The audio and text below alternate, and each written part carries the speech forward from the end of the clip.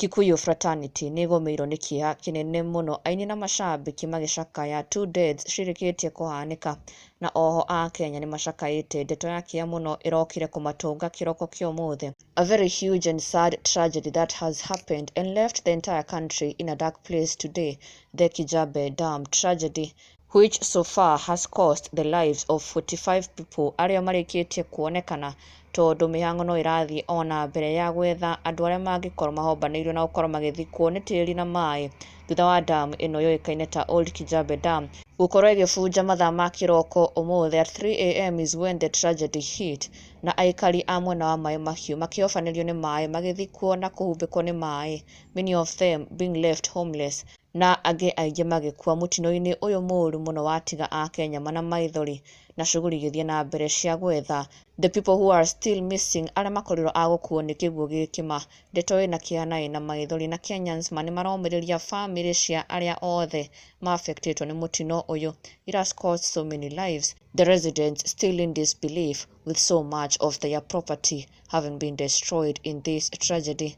Na tũkĩhoera arĩa othe ma-affectĩtwo na tũgĩtũma pole citũma kũrĩ family iria ciothe cia lose endwa ao, na nginya kũrĩ arĩa marakĩhanyũkio thibitarĩ tũkĩmendereria kuona kwa naihenya.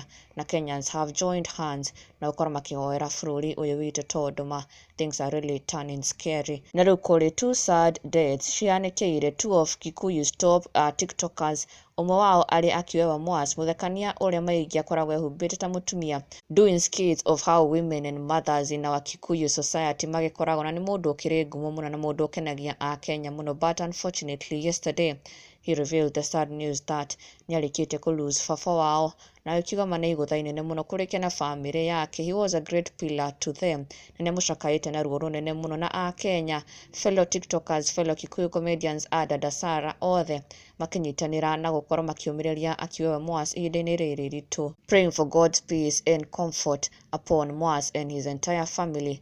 Na mũndũ ũngĩ onake ũruzĩte mũciari wake nĩ Wangũkũ wa TikTok, ũrĩa onake wĩ ngumo mũno, but sadly her mom has passed away after battling cancer. Na ona nginya tũgĩkorwo tũkĩona Karango Mũraya akĩnyitanĩra na Akenya na gũteithĩrĩria Wangũkũ kũ raise funds for her mom's medical bill na medication, but unfortunately her mom is gone. Na Karango agĩcakaya na ruo rũnene mũno, mana akĩũmĩrĩria Wangũkũ hamwe na Akenya na mafans na macambĩki othe makĩũmĩrĩria these two great people. It is sad to see them losing their parents. Our condolences kũrĩ Wangũkũ na kũrĩ Akiwewa Mwas. May their beloved parents rest in eternal peace.